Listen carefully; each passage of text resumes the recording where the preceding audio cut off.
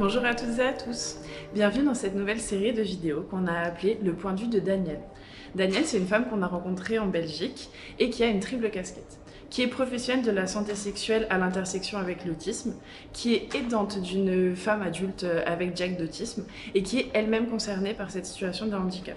C'est super précieux d'avoir des personnes avec cette triple casquette parce qu'en fait, elle comprend notre réalité de pro, elle comprend la réalité des aidants et des aidantes et elle est elle-même concernée. Donc on va vous laisser découvrir un peu tout ça et revenir vers nous si vous avez des points de vue à nous donner ou des réactions. À bientôt. La notion de santé sexuelle, l'Organisation mondiale de la santé la définit comme suit. Un état de bien-être physique, mental et social, eu égard à la sexualité qui ne consiste pas seulement en une absence de maladie, de dysfonctionnement ou d'infirmité. La santé sexuelle s'entend comme une approche positive et respectueuse de la sexualité et des relations sexuelles, ainsi que comme la possibilité de vivre des expériences sexuelles agréables et sûres, exemptes de coercition, de discrimination et de violence. Pour que la santé sexuelle soit assurée et protégée, les droits sexuels de toutes les personnes doivent être respectés, protégés et appliqués. Cette définition rappelle que la santé sexuelle ne se limite pas aux pratiques sexuelles. Elle englobe également la relation à soi, au corps, aux émotions, aux autres, mais aussi les notions de consentement, d'autodétermination, d'accès aux soins, de respect des droits et de vie relationnelle. Si nous avons souhaité donc inviter ce soir Danielle Dave, c'est parce qu'elle porte un regard à la fois personnel, professionnel et profondément humain sur ces questions. Femme autiste diagnostiquée à l'âge adulte, proche aidante de sa fille Natacha, elle-même diagnostiquée TSA avec déficience intellectuelle associée et formatrice au sein d'EDI Formation. On ne voyait pas meilleure intervenante que Danielle pour aborder ces sujets encore trop souvent invisibilisés. La conférence va être assez dense et assez théorique parce qu'on a pris soin de vraiment vouloir contextualiser le sujet, mais vous allez voir que le PowerPoint est très dense et vous pourrez y avoir accès, je vous le diffuse. Pour les personnes qui le souhaitent et dont je n'ai pas le mail, le fournissent sur la petite feuille. Et c'est important que vous puissiez avoir après un support pour retourner et après creuser les questions que vous souhaitez si nécessaire. Après la présentation assez théorique, vous allez voir, quand on reprendra les échanges, je vous montrerai un petit peu ce que j'ai confectionné depuis Natacha, ma fille, donc de 27 ans maintenant, depuis qu'elle est toute petite, avant même d'avoir son diagnostic, jusqu'à maintenant, pour vous permettre de voir que quand on est entouré et qu'on a un minimum d'informations, ce n'est pas si compliqué que ça d'avoir accès à des outils, et c'est vraiment très important pour soutenir nos enfants, nos jeunes. Donc là, voilà, quand j'étais encore jeune, hein, avec Natacha, qui à l'époque avait 3 ans, ne marchait pas encore toute seule. Moi, je venais de recevoir mon diagnostic d'autiste sans déficience intellectuelle. J'ai toujours été un petit peu spéciale et un petit peu hors des cadres, mais à l'époque, c'était beaucoup moins connu. Et à part le fait que j'avais beaucoup de difficultés, je discutais beaucoup, j'avais pas mal de problèmes relationnels, mais j'ai quand même pu faire des études de biologie. Je n'ai jamais obtenu d'emploi parce que je ratais les examens, les entretiens d'embauche, je ne comprenais pas pourquoi, mais soit. Mais alors j'ai rencontré un monsieur qui était photographe, on a construit notre commerce de photos. Là j'étais indépendante, donc on appelle ça comme ça en Belgique, donc j'avais mon commerce, on a créé notre propre emploi. Et donc ma petite fille, ma deuxième, donc, qui marche à l'aide d'un ado, parce qu'elle ne fait pas encore tenir toute seule debout. Et puis là, nous voilà il y a 3-4 ans, donc c'est devenu une grande belle fille, 1m75, 55 kg, mais avec le fonctionnement d'un enfant de 2-3 ans, au niveau de sa compréhension concrète, Donc elle vit maintenant dans une institution spécialisée, elle réside, mais moi je la reprends à la maison tous les 15 jours en week-end et je fais des tas de choses avec elle. Comme ça vous voyez un petit peu mon parcours personnel. Il faut savoir que quand Natacha avait quelques années, moi je me suis rapprochée d'associations de parents, d'un couple de parents avec lequel on a fait beaucoup de choses, parce qu'à l'époque il n'y avait vraiment pas grand-chose, et on a pu employer des personnes qui ont pu travailler avec les enfants en les formant spécifiquement à l'autisme. Mais c'était au détriment de beaucoup de choses, plus de vie personnelle, mon mariage a explosé à cause du handicap, c'était très complexe, donc j'ai connu le parcours du combattant, des parents et des mamans solo. Voilà.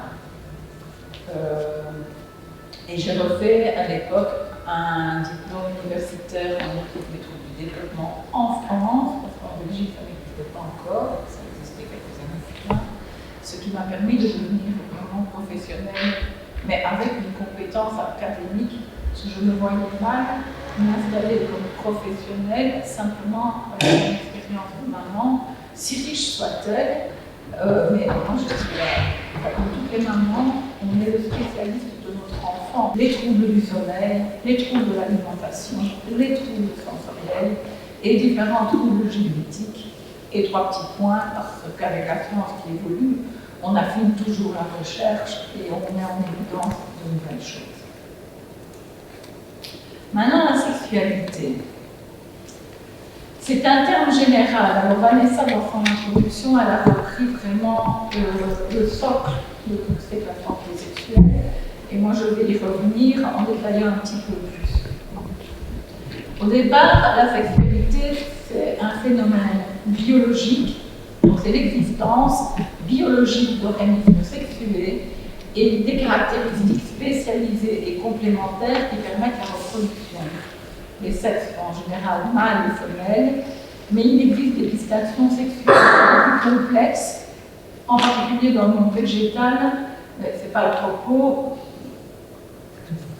Donc le comportement sexuel, qui est chez la plupart des animaux un comportement de reproduction, le but est la copulation qui permet la fécondation. Et chez certains mammifères évolués, on voit un comportement érotique dont le but est la stimulation du corps et des zones érogènes qui procurent un plaisir érotique. Alors moi j'aimerais bien quand même rappeler qu'ici, sur la Terre, on est 8 milliards d'individus, on est tous issus d'un rapport sexuel abouti. À part quelques exemples, quelques cas de fécondation in vitro, mais une minorité, sur la Terre, nous sommes tous issus d'un rapport sexuel abouti. Que ce soit dans le mariage, dans le libertinage, avec consentement, sans consentement, que ce soit dans des pays en guerre où le viol est organisé comme crime, comme arme de guerre, malheureusement, mais tous les enfants en naissent après un rapport sexuel abouti. Pour autant, c'est un sujet qui est délicat parce que il y a tout l'aspect, comment vais-je dire, intime et personnel qui est excusez-moi, je parle de plusieurs idées à la fois, mais on est dans un domaine où il existe une grosse pression éducative, sociale, etc., qui fait qu'on aborde ces questions avec plus ou moins de difficulté ou de facilité. Mais donc dans la sexualité, dans son sens le plus large, si on ne se limite pas uniquement au rapport sexuel qui est l'aboutissement au départ, on pense pas comme on veut, mais entre ces deux points, mais à tous les aspects affectifs et émotionnels, avec l'attachement romantique, le désir, les plaisirs érotiques, les passions, qui sont en relation avec le comportement sexuel. Tous les aspects cognitifs et culturels, les mœurs, les représentations, les croyances, les valeurs, les symboles, l'amour, qui sont en relation avec les phénomènes précédents. Donc la sexualité, c'est quelque chose de beaucoup plus large que simplement le rapport. La santé sexuelle, définie par l'OMS, donc comme Vanessa l'a dit, c'est un état de bien-être physique, émotionnel, mental et sociale associée à la sexualité, qui ne se limite pas à la forme de maladie, de dysfonction ou d'affinité. Et elle a besoin d'une approche positive et respectueuse des relations sexuelles, de la possibilité d'avoir des expériences sexuelles qui apportent du plaisir en toute sécurité, sans contrainte, discrimination ou violence. Afin d'atteindre et de maintenir la santé sexuelle, les droits sexuels de toutes les personnes doivent être respectés, protégés et assurés. Donc là, je parle de la population en général, vous, moi, tout le monde. Dans la Déclaration des droits sexuels, j'en ai pris quelques-uns. Ce sont des droits de l'homme, fondamentaux et universels, qui ont été proclamés en 1999. J'essaie de parler français. Les droits sexuels sont des droits universels de l'homme basés sur la liberté, la dignité, l'égalité de tous. De même que la santé est un droit fondamental de l'homme, la santé sexuelle doit être un droit de base de l'homme. Afin de s'assurer que les êtres et les sociétés développent une sexualité saine, les droits sexuels doivent être reconnus, promus, respectés et défendus par toutes les sociétés et par tous les moyens. Donc la santé sexuelle est donc le résultat d'un environnement qui reconnaît, respecte et exerce ces droits sexuels. En voici quelques-uns. Le droit à la liberté sexuelle, qui englobe la possibilité pour les individus d'exprimer leur potentiel sexuel plein et entier. Le droit à une vie privée sexuelle, ça implique un droit à la décision et des comportements individuels de l'intimité, donc qui ne finissent pas dans les draps d'autres personnes. Et enfin, l'équité sexuelle, qui se réfère à la liberté de se dégager de toute forme de discrimination, de distinction de sexe, de préjugés, de penchant sexuel, d'âge, de race, de classe sociale, de religion, ou d'invalidité physique. Ça, c'est important, c'est l'invalidité physique et émotionnelle. Donc, dans les droits sexuels, on englobe bien les personnes qui ont des différences, des problèmes, des situations de handicap. Le droit au plaisir sexuel avec auto-érotisme inclus, qui est une source de bien-être physique, psychologique, intellectuel et spirituel. Enfin, le droit à l'expression sexuelle et émotionnelle. L'expression sexuelle va bien plus loin que le seul plaisir érotique et les actes sexuels. Les individus ont le droit d'exprimer leur sexualité par la communication, le contact, l'expression émotionnelle et l'amour. Enfin, et là c'est vraiment très très important pour la population dont on s'occupe, c'est-à-dire les personnes avec un trouble du spectre de l'autisme, mais toutes les personnes en général de toute façon, c'est que toute personne a le droit à une éducation sexuelle complète. C'est un processus permanent qui démarre à la naissance, qui dure toute la vie et qui concerne tous les organismes sociaux. La Convention des Nations Unies du 13 décembre 2006, relative aux droits des personnes handicapées, indique clairement que ces personnes doivent jouir des mêmes droits que quiconque sans discrimination, ce qui implique toutes les dimensions affectives et sexuelles de l'être humain. Je vous propose, si vous avez des questions, etc., je ne l'ai pas dit tout à l'heure, mais vous les notez sur un petit bout de papier ou dans votre tête ou quoi, comme, pour qu'on en reparle tout à l'heure.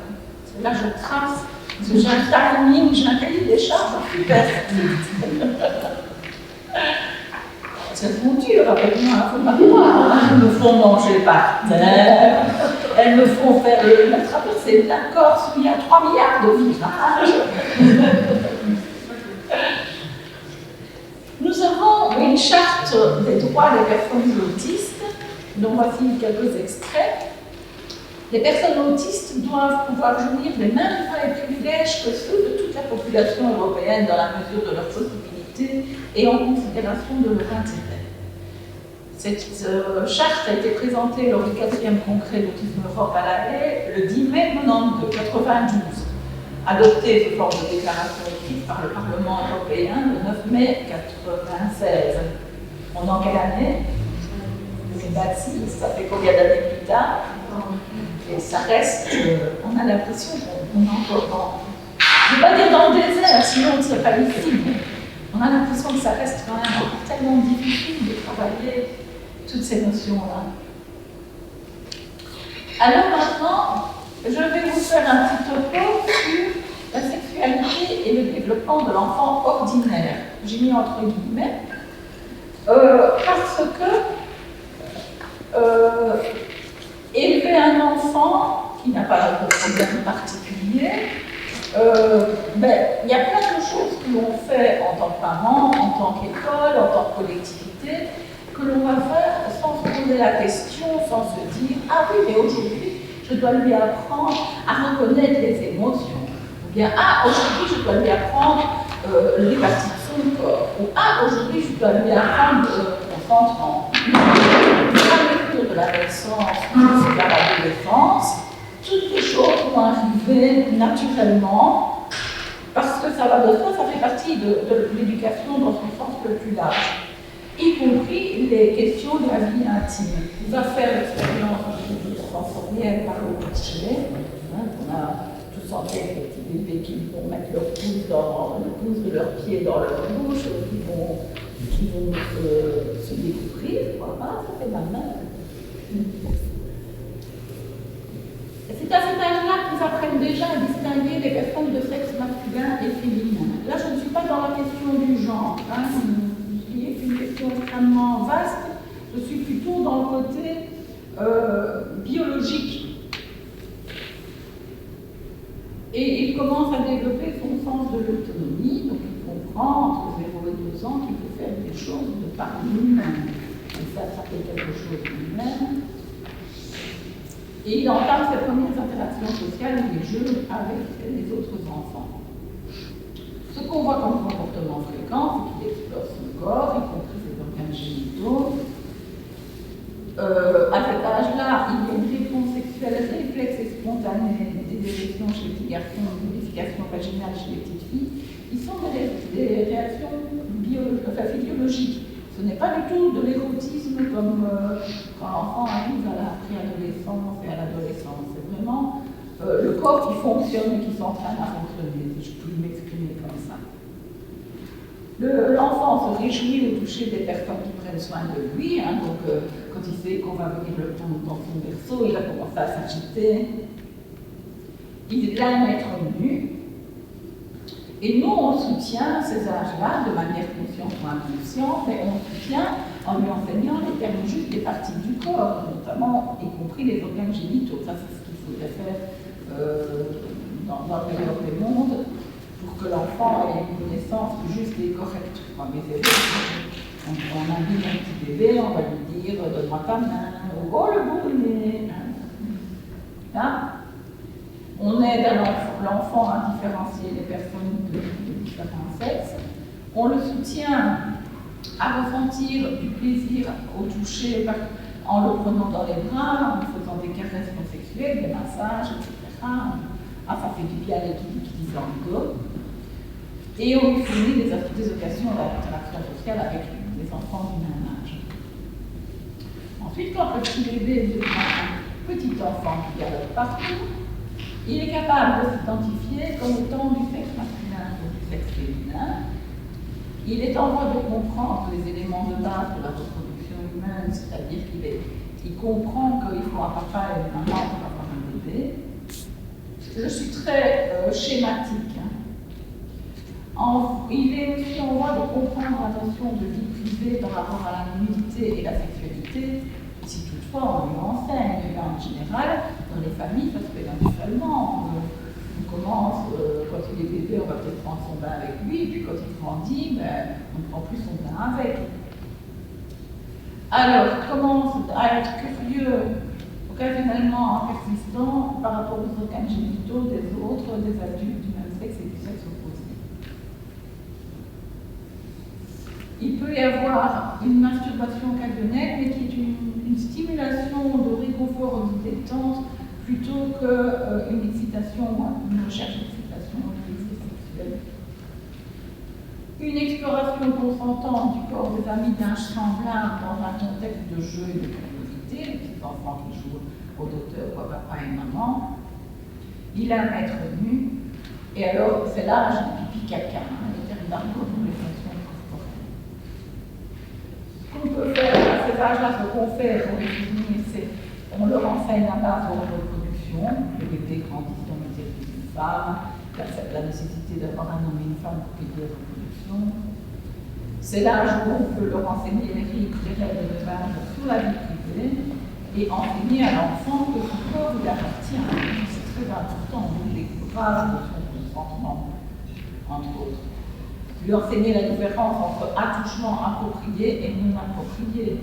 Un mot touché, un mot détouché. Donc le médecin vous parle le ventre parce qu'on vient de voir qu'on a des problèmes digestifs, ça c'est un mot touché, mais que le grand cousin vient de commencer à chipoter en dessous des vêtements, là c'est peut-être plus pareil.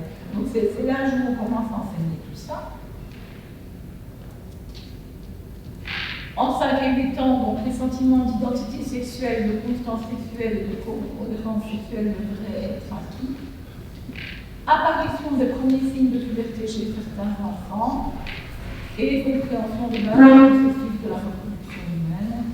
L'enfant, à cet âge-là, peut comprendre la terminologie appropriée pour les parties sexuelles du corps. Et comprendre aussi ce qu'est l'orientation sexuelle, l'hétérosexualité, l'homosexualité, la bisexualité. C'est dans cet âge-là que ça commence à se mettre en place. On observe beaucoup des jeux de nature sexuelle motivés par la curiosité avec les amis du même sexe ou du sexe opposé. Masturbation occasionnelle, et pour certains enfants de cet âge, la masturbation peut commencer à revêtir un objectif de plaisir plutôt que de détente. Et on emploie le mot d'argot pour décrire les parties du corps et la sexualité. On les soutient en leur proposant les connaissances de base de la reproduction humaine, et notamment le rôle des rapports sexuels. C'est le début de l'apprentissage des connaissances des changements physiques de base liés à la puberté. La compréhension des distinctions entre hétérosexualité, homosexualité, bisexualité, etc.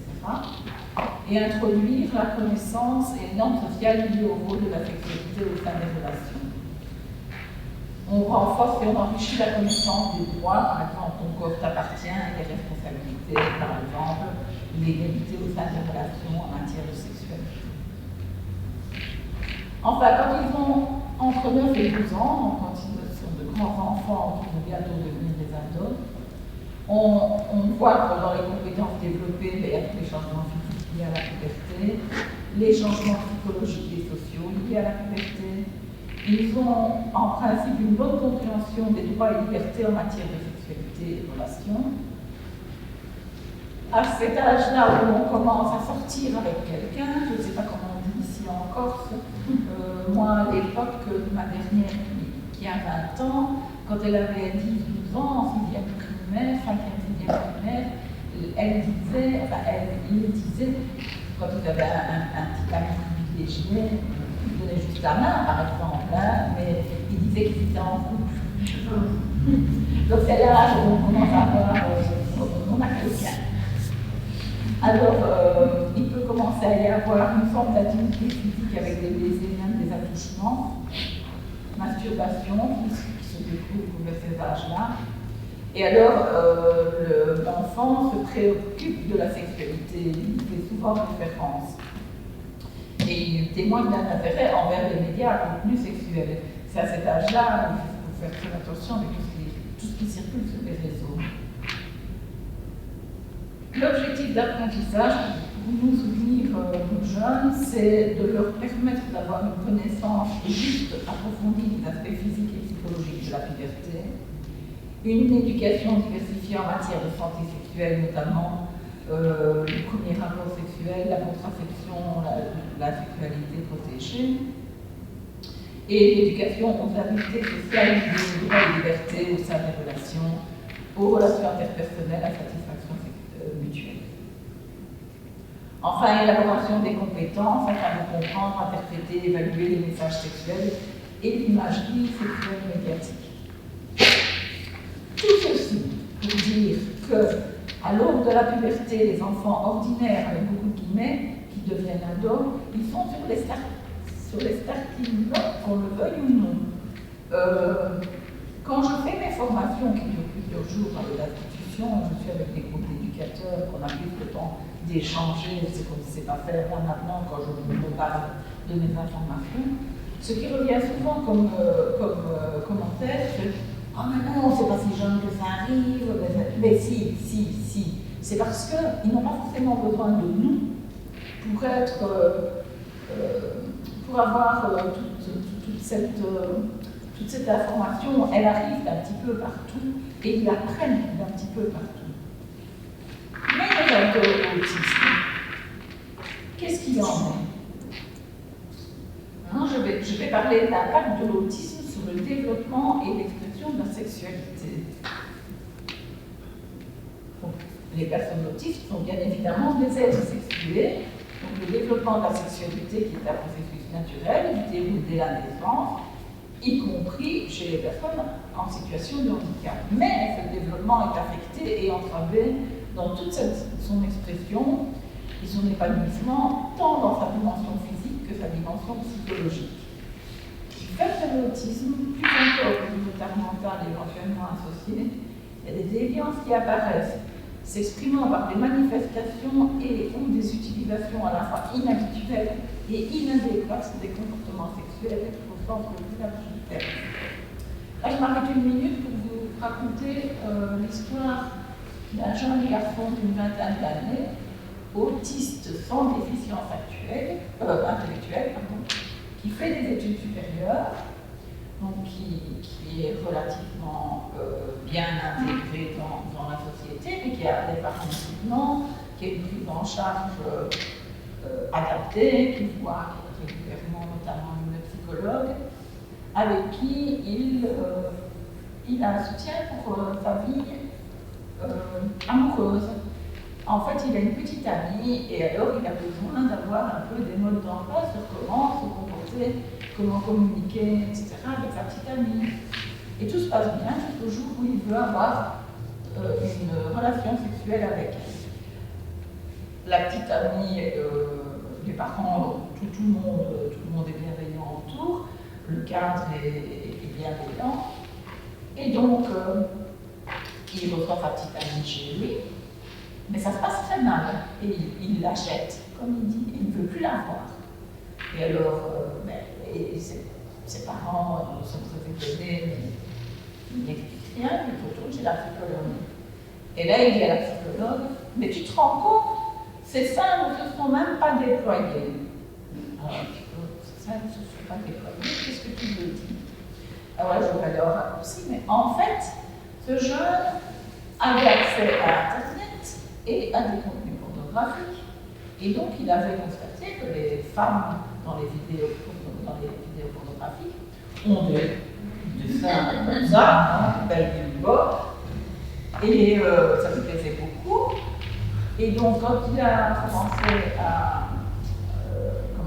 avec sa petite amie, quand ils se sont déshabillés, la petite amie était une jeune fille assez nue, et donc, quand elle a retiré son soutien-gorge, et bien ces seins ne se sont pas déployés. Donc lui, il avait fait comme logique pour lui, comme son pénis se déploie quand il est en érection, les seins des femmes se déploient quand elles sont en excitation sexuelle. Donc voilà, ça c'est un jeune ordinaire lambda ne ferait jamais ce lien-là. Jamais, parce que très, très vite, il va avoir accès à une information qui va pouvoir confronter à la liberté, etc. Mais c'est que le jeune homme était figé là-dedans. Donc ce n'est pas tellement le fait d'avoir des compétences intellectuelles moindres, c'est vraiment l'autisme qui fait qu'on fait des liens de cause à effet qui sont vraiment très particuliers. Alors, l'âge physiologique et l'âge développemental. Donc, ni l'autisme ni le retard mental n'affectent le développement sexuel au niveau physiologique, hormis certaines pathologies. Il y a des syndromes génétiques qui ont un impact sur le développement hormonal, etc. Mais dans la plus grande majorité des cas, non. Donc, le corps du jeune va suivre une évolution tout à fait classique. Et l'âge développemental d'une personne, plus encore son profil de compétences et ses atteintes spécifiques liées à l'autisme, influenceront direct sa sexualité. Et l'âge développemental, moi j'aime bien de dire que, oui, j'aime bien dire âge développemental et pas âge mental. C'est quand on dit un âge mental de 3 ans, on voit le petit enfant de 3 ans qui regarde. Moi, ma fille, elle a un fonctionnement, on pourrait dire similaire à un enfant de 3 ans, mais un enfant de 3 ans va avec 75 et 55 kilos. Donc elle ne fait pas les mêmes choses qu'un enfant de 3 ans, elle n'a pas accès aux mêmes choses. Et elle a son expérience de vie et sa mémoire des expériences de 27 ans. Donc, si même au niveau de sa compréhension, il faut lui parler de manière très concrète, il ne faut pas mettre 3 idées différentes dans la même phrase, sinon elle est perdue, comme un petit de 2-3 ans. Mais par contre, elle a un vocabulaire étendu d'objets, de choses et de verbes comme un enfant de 10 ans. Il y a un énorme décalage entre ces... Parce qu'elle a son expérience de vie. Comprendre la sexualité d'une personne autiste, donc doit vraiment tenir compte des 2 aspects, son développement physique, donc son âge réel, son âge biologique, et alors sa compréhension de la réalité. Quelques déficits qui vont directement influencer le développement de la sexualité et de son expression. Dans l'autisme, bon, là ça fait un peu, je suis désolée, c'est un peu listing, mais voilà, vous pouvez à votre aise regarder et vous documenter. Mais on a des problèmes de discrimination des stimuli pertinents à tout niveau, que ce soit la vue, l'ouïe, le toucher, l'odorat, le goût, le brouillard sensoriel. On a un mauvais traitement ou un traitement différent des informations que l'on reçoit de l'environnement. On a une compréhension, une utilisation littérale du langage, incapacité à appréhender l'implicite dans une situation sociale donnée et difficulté de comprendre l'impact que mon propre comportement va avoir sur quelqu'un d'autre. Incapacité à percevoir le langage non verbal, tant au niveau visuel, expression du visage, qu'à l'auditif, le ton de la voix, la prosodie du langage, qu'au gestuel et mauvaise utilisation de ces différents aspects de communication. J'ai mis incapacité, mais ce n'est pas un bon terme, hein, je devrais dire difficulté, parce qu'il y a quand même incapacité, on dit qu'ils ne savent pas du tout. Donc ce mot-là, il faut nuancer, il faut nous changer. Voilà maintenant. Alors, difficulté, voilà, incapacité à gérer les émotions, les sentiments, voire même à être conscient de leur existence, à la fois dans l'expression de ses propres émotions que de la perception et la compréhension que fait d'autrui. Là, comme vous me voyez ici, hein, je vous assure, ce n'est pas une blague, moi je comprends pour moi-même la peur, la colère, qu'est-ce que j'ai dû être en colère dans ma vie, la joie et la tristesse. Les autres émotions, je les comprends intellectuellement, mais je la nostalgie, qu'est-ce que c'est, je ne comprends pas. Je veux dire, c'est vraiment très difficile pour une personne autiste de comprendre les nuances, tout le répertoire des émotions. Donc il faut vraiment bien les souvenir dans les apprentissages et comprendre, savoir dire sur une photo, ah ça c'est la joie, ça ne veut pas dire je comprends en moi que c'est la joie. J'appuie là-dessus parce que parfois les personnes autistes donnent l'impression, parce qu'ils ont réussi un exercice de pointage de différentes... voilà, ils savent dire ça c'est la joie, ça c'est la colère, ça c'est la tristesse, mais est-ce qu'ils le comprennent vraiment? C'est compliqué. Méconnaissance et ou mauvaise utilisation de tous les aspects implicites de la communication dans son sens le plus large. Donc, quand les choses ne sont pas dites clairement, eh bien, on n'est jamais certain que la personne les a compris. Mais j'ai envie de dire, déjà pour tout le monde, c'est comme ça. Sinon, on n'aurait pas des tas de cabinets de psychologie et de thérapeutes, de couple et compagnie. La communication, c'est compliqué. Chez les personnes autistes, alors. Et c'est très très difficile de tenir compte du point de vue d'autrui. Moi personnellement, je sais tenir compte du point de vue d'autrui quand je suis calme, posée, et que je me dis, ah mais qu'est-ce qu'il dit là, pourquoi il agit comme ça. Mais quand je suis énervée, fatiguée, en colère, je ne vois plus rien. Alors, il y a également des impacts des troubles associés, comme l'épilepsie, les troubles du sommeil, les problèmes sensoriels, la sexualité. Qu'est-ce qui est possible? Moi, j'ai envie de dire qu'il n'y a pas de règle générale, parce qu'il y a autant de personnes autistes toutes les personnes autistes ont un profil particulier. Pour les personnes les plus atteintes, soit l'autisme est tellement envahissant et qui en plus a une déficience intellectuelle, la sexualité se résume souvent à une autosexualité, donc la masturbation, parce que la personne n'a même pas conscience qu'elle peut avoir une relation avec quelqu'un d'autre et elle n'y va pas d'intérêt. Donc ce n'est même pas la peine de se casser la tête à essayer de lui enseigner des relations alors que la personne est incapable au niveau de son développement ni dans ses envies.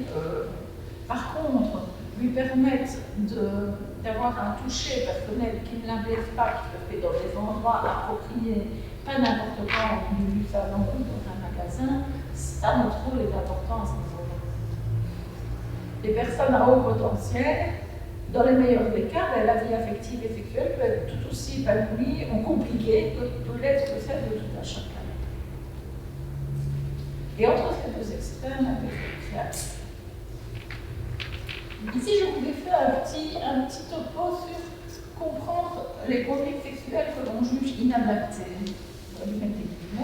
Parce que c'est nous qui pensons qu'elles sont inadaptées. Et entre autres, les fonctions de la masturbation. En fait, ce qu'il faut se poser comme question quand on voit une conduite qu'on juge inadaptée, c'est d'abord de se dire est-ce que c'est normal si on tient compte de l'âge et du profil de la personne et de son âge physiologique. Donc si on a un grand gaillard de 15 ans, mais qui a un développement intellectuel de 6 mois, et qui se touche tout le temps, évidemment, s'il se touche, il va avoir une érection. Parce qu'il a 15 ans, son corps, s'il a une bonne santé, son corps va réagir. Mais dans son processus évolutif, il est au stade de la découverte de lui-même comme un petit, je mets beaucoup de guillemets, mais je veux dire un bébé de 6 mois qui se touche quand il est dans son bain, qu'on tire son linge et qu'il commence à manipuler ses organes génitaux, on ne va pas trouver ça anormal. Un garçon de 15 ans qui porte des couches, les langes, ça fait des couches, je ne sais pas si c'est comme ça ici. Un garçon de 15 ans qui est incontinent, qui porte des couches, quand on va lui mettre sa couche, c'est normal qu'il manipule son pénis. Donc, ce n'est pas inapproprié, ce n'est pas inadapté. Maintenant, à nous de veiller à ce que ce comportement puisse se dérouler dans des conditions acceptables. Et là, chaque fois, toutes les discussions avec les équipes pour voir comment on accompagne la personne. Mais on a tendance à être beaucoup trop vite dans le jugement et à dire il a des vultures, ou ceci ou cela, parce qu'il a une érection au moment où on lui enlève sa couche.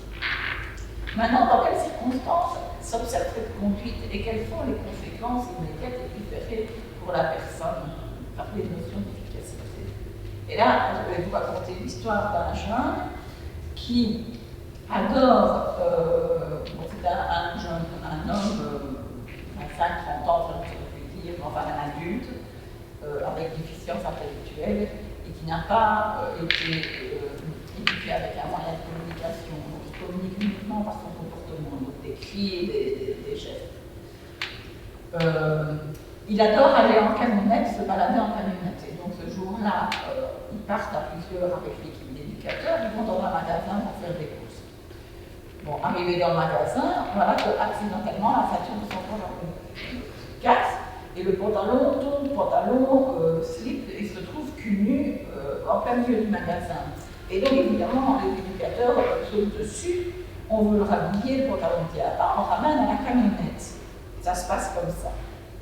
La fois suivante, quand ils sortent, qu'est-ce qu'il fait le gaillard quand il arrive dans le magasin? De lui-même, il baisse son froc et rebelote tout le monde autour de lui, on le ramène à la camionnette. Donc lui, il a appris que en se mettant cul nu, eh ben, on le ramène à la camionnette. Donc ce n'est pas du tout un comportement sexuel, c'est un comportement de communication. Parce que lui a fait le lien, cul nu égale on me ramène là où j'aime bien, dans la camionnette. Donc il faut vraiment apprendre à observer le comportement, qu'est-ce qui déclenche le comportement et quel est le résultat, qu'est-ce qu'on fait après. Parce que s'il obtient quelque chose qui lui plaît, eh bien il va recommencer. Et quand c'est un comportement que l'on connote sexuellement, on réagit super vite. Donc c'est super puissant comme renforçateur pour la personne qui le vit. Alors, j'ai repris donc quelles autres fonctions de la masturbation que la fonction véritable. Donc, tout ça, je l'ai dit. Le plus souvent, ben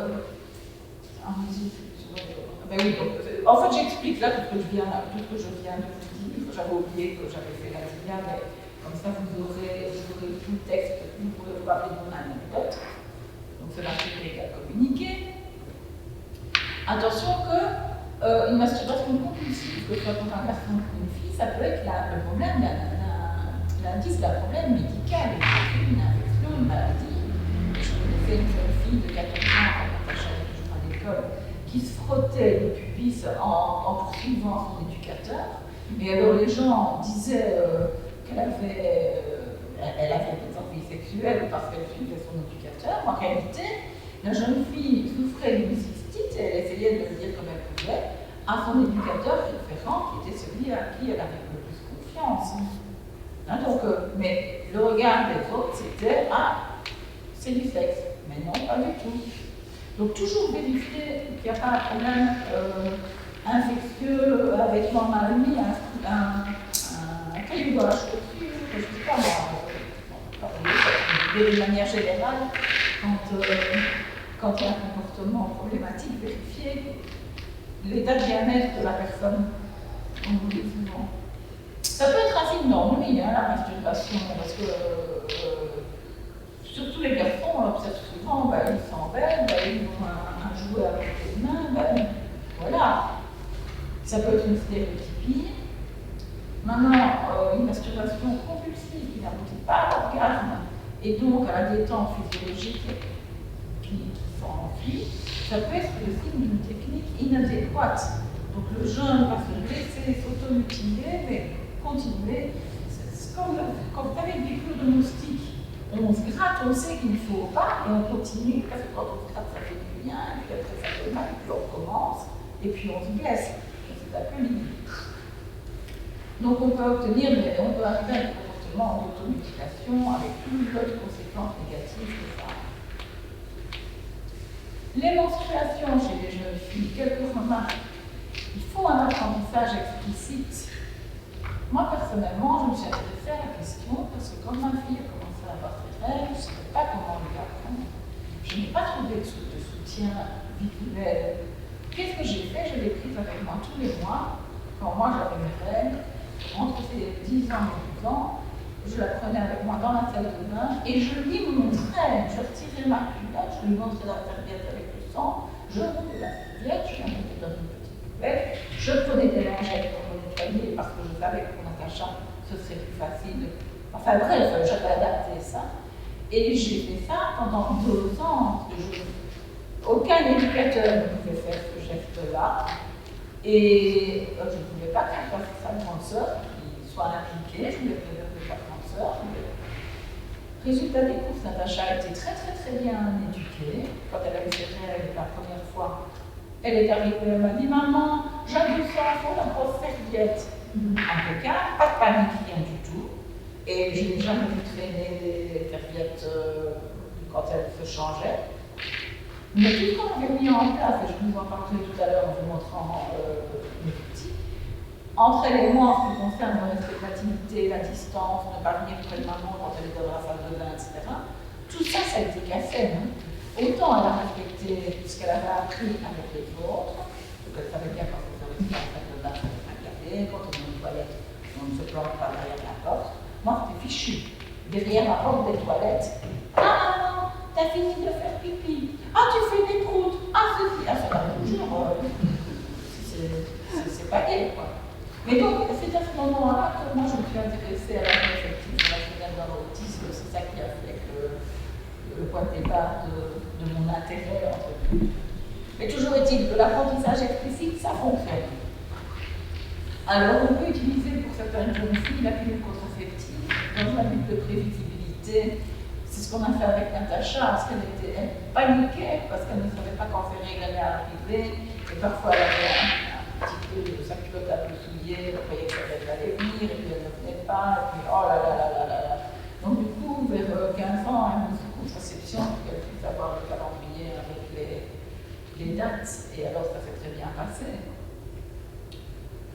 Malheureusement, le poids de la responsabilité en matière de contraception dans la population générale, mais chez les personnes en situation de handicap, encore plus, tout repose sur les jeunes filles et les jeunes femmes qui sont en institution. Elles doivent avoir une contraception. C'est pas légal, mais c'est comme ça. Maintenant, on voit aussi des situations de surmédicalisation pour contrer la libido, des stérilisations forcées dans le moins grand moins. À l'époque, ça existait encore. Et alors, des abus sexuels. Dans la population en général, malheureusement, on voit que c'est dans le cercle de proches qu'il y a le plus d'abus. Chez les jeunes femmes, les jeunes hommes aussi, mais plus les jeunes femmes en situation de handicap, cette proportion-là monte encore beaucoup plus fort. Et elles sont encore moins conscientes que les autres jeunes femmes du fait qu'elles sont abusées. C'est encore plus facile, entre guillemets, de leur faire croire que c'est normal d'avoir une relation sexuelle, des attouchements, alors que ce n'est pas. Alors le consentement, on y arrive, mais il implique la capacité de pouvoir exprimer un choix et de communiquer. Si on ne donne jamais, quand on éduque notre enfant, la possibilité qu'il puisse choisir, même une personne handicapée très visuellement, qui n'a pas accès au langage, si on lui présente tous les jours matin une tartine de confiture, il ne saura jamais qu'il a vu la tartine de fromage. Tandis que si vous lui présentez la confiture et le fromage, et qu'il va vers le fromage, eh bien, il n'aura pu exprimer un choix. Et pour moi, ça, c'est déjà le premier pas de l'autodétermination, même pour une personne polyhandicapée qui n'a quasiment aucune autonomie. Donc, il faut que nous, quand on élève nos jeunes, on leur donne la possibilité d'exprimer des choix.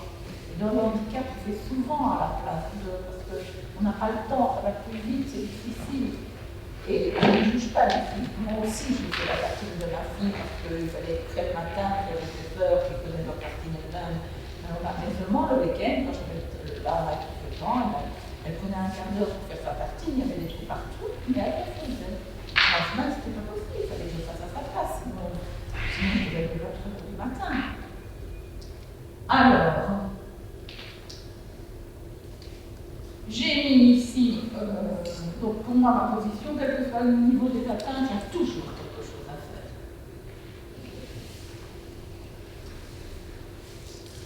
Le maître mot pour moi, c'est anticiper. Et non pas se dire, on va agir quand les problèmes sont là. Non, anticiper. En sachant qu'enseigner la sexualité dans un sens plus large à un enfant, un adulte autiste, c'est quand même un travail sur soi-même. C'est vrai qu'on ne peut pas imposer aux équipes qui s'occupent de jeunes. C'est un travail sur soi-même. Ce n'est pas du tout évident pour tout un chacun d'aborder à son aise toutes ces questions. Et c'est compréhensible. Mais si les équipes ne sont pas formées toutes ensemble et à cette thématique-là, on n'avancera pas. C'est vraiment important que les équipes soient formées et que les familles soient soutenues.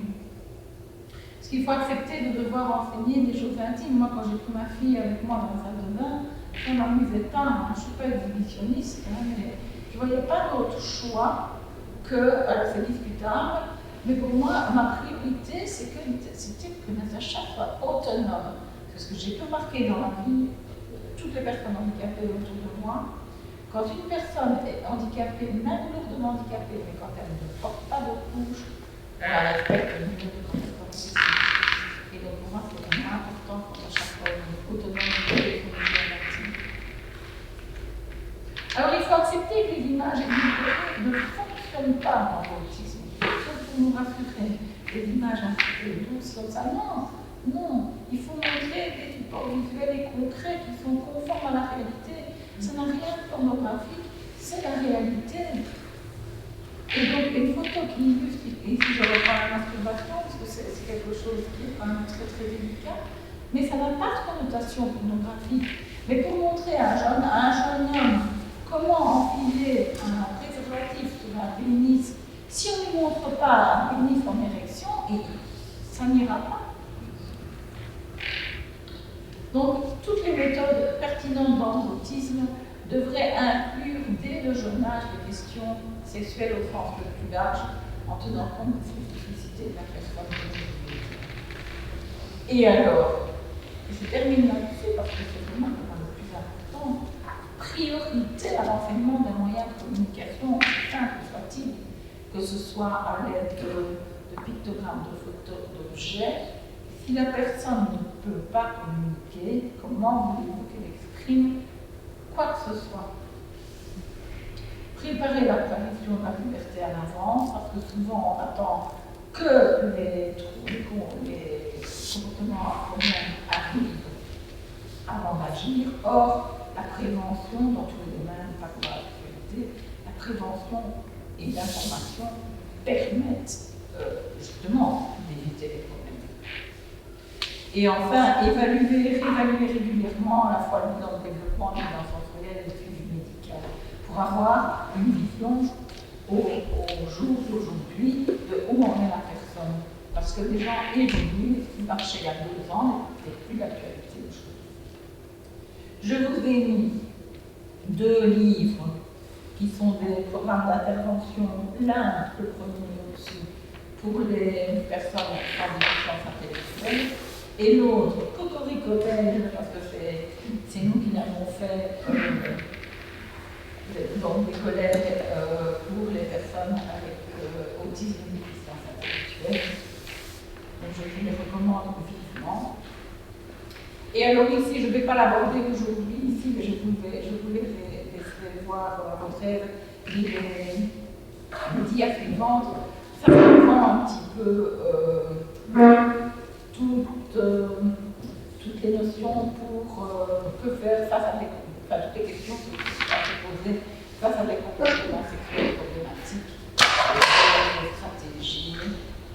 Et enfin, vous dire qu'il existe en Belgique, en Suisse, et ça commence en France, des associations qui s'occupent d'assistance sexuelle directe. Donc ce sont des associations, des organismes qui emploient des travailleurs qui peuvent offrir des prestations, y compris de nature sexuelle, sans être de la prostitution. Je ne vais pas rentrer dans les détails, c'est pas le lieu, mais qui permettent donc d'offrir des solutions concrètes à des demandes concrètes en rapport avec la sexualité. À l'époque, si moi j'avais eu un accompagnant sexuel qui venait une fois par mois ou quelques fois montrer comment on change une serviette hygiénique avec la fille, ça m'aurait bien aidé plutôt que de le faire moi-même. Et alors je vous ai noté des références de ouvrages qui sont intéressants dans ce domaine. Et donc voilà, je vous remercie pour tous ces échanges qui nous permettent d'avancer.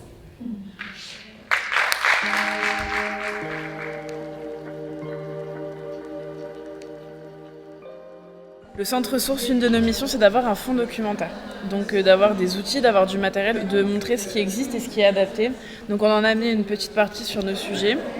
On en a beaucoup plus, donc il y en a aussi à découvrir sur le site internet et à notre local. On peut venir le présenter aux ressources aussi, au besoin. Avant de passer vraiment aux échanges, je vais vous expliquer un petit peu le matériel que j'ai apporté ici. C'est du collector, hein, c'est du vrai de vrai qui a vécu, qui est ce qu'il est. Pourquoi je prends mon matériel avec moi?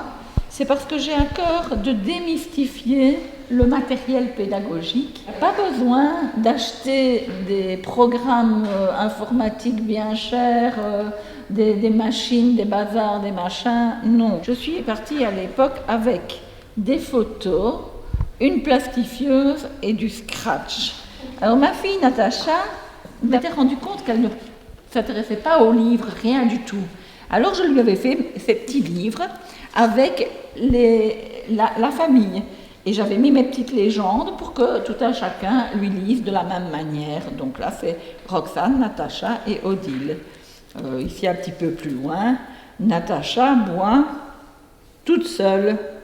Là, Natacha mange ses pâtes. Enfin voilà, c'était des photos du quotidien qui intéressaient Natacha, parce que ça, elle les comprenait, elle voyait des choses de son quotidien. Et donc, j'avais fait vraiment son petit livre. Ici, en place, toutes les choses, tous les objets de son quotidien, et alors surtout toutes les personnes qui étaient autour d'elle, parce qu'elle était intéressée par les gens. Et alors, ben voilà, elle avait l'institutrice, Madame Astrid, Madame Magali. Alors là, les intervenantes qui étaient les premières intervenantes avec qui elle a travaillé, spécialisées dans l'autisme, Françoise, Valou, etc. On a travaillé des notions de base, mais qui sont essentielles dans la communication. C'est par exemple mettre le même avec le même. Ça, c'est Valou, et là, c'est Françoise. Eh bien, on devait mettre Françoise avec Françoise. Valou avec Valou. Donc j'étais vraiment partie, et ça c'est valable, c'est une règle d'or, il faut partir du quotidien et du centre d'intérêt de la personne. Il ne faut pas aller dans l'autre sens. Après ça, elle a commencé à utiliser les pictogrammes pour pouvoir communiquer. Donc avec le PEX, qui est une méthode de communication par échange d'images. Et donc elle devait donner son pictogramme pour recevoir quelque chose. Donc, qu'est-ce que j'avais fait? Un pictogramme avec le couvercle opercule du riz au lait. Donc, c'était vraiment son quotidien, quoi. Du jus d'orange, son doudou. Et alors, on en était arrivé à pouvoir faire de la communication avec des petites bandes de phrases. Natacha, je mange mon yaourt. Et alors, c'est elle-même qui mettait les pictos. Elle avait quelques verbes d'action, comme ça, boire, manger, aller dormir. Et donc, elle savait faire une véritable phrase. Et alors, du coup, elle savait parler. Parce que, au départ, elle connaissait plein de mots, parce que je chantais avec elle, maman, le petit bateau, etc. Mais il ne lui venait pas l'idée d'utiliser le mot maman pour m'appeler. Par contre, grâce au pictogramme, elle a compris que le bruit qu'elle faisait avec sa bouche, le bruit maman, eh ben, avec le picto, ça devenait concret. Alors, en grandissant, ça c'était à l'école. D'ailleurs, on voit ici Natacha qui est adolescente. Elle avait un poncho qu'elle aimait bien mettre sur elle, qui la rassurait. Donc, on avait fait Natacha, je voudrais mon poncho. Natacha, je voudrais être seule. Alors, tous les pictogrammes étaient appris en séance avec l'orthophoniste, de sorte qu'après, elle savait les utiliser pour les donner à des moments où elle n'était plus capable de parler facilement. Elle était capable de montrer le pictogramme. Donc le soutien concret à la communication, pour elle, ça a marché très bien. Mais alors on a fait des erreurs aussi. Là, on avait fait une belle séquence pour aller à la boulangerie. Donc c'est génial. Donc c'est maman, et puis j'attends mon tour, je demande. Alors à quoi ça sert de lui apprendre ça si elle ne fait pas aller au magasin toute seule? Donc quand on fait un apprentissage, il faut aussi voir quel est l'objectif derrière et qu'est-ce qui va être réaliste. Parce que si c'est pour moi l'accompagner, et puis alors après qu'elle rentre dans le truc et qu'elle donne son bazar, à la limite, c'était un petit animal de cirque, quoi. Ça n'a pas vraiment de sens, quoi. Après l'apprentissage de l'hygiène autour des menstruations, donc elle me collait partout. Alors, à l'aide, je ne faisais pas ça toute seule, hein, c'était avec les équipes qui travaillaient avec moi. Elles avaient fait ces supports, c'était génial. Donc, quand maman est aux toilettes, Natacha va s'occuper seule. Donc il y a la photo de maman et il y a la photo de la toilette. Il y en a une autre pour le téléphone, la douche, enfin bref. Et alors elle avait une boîte ici, avec différents pictos qu'elle avait appris, hein, puzzle, Nintendo, PSP, enfin des choses, des loisirs qu'elle aime bien.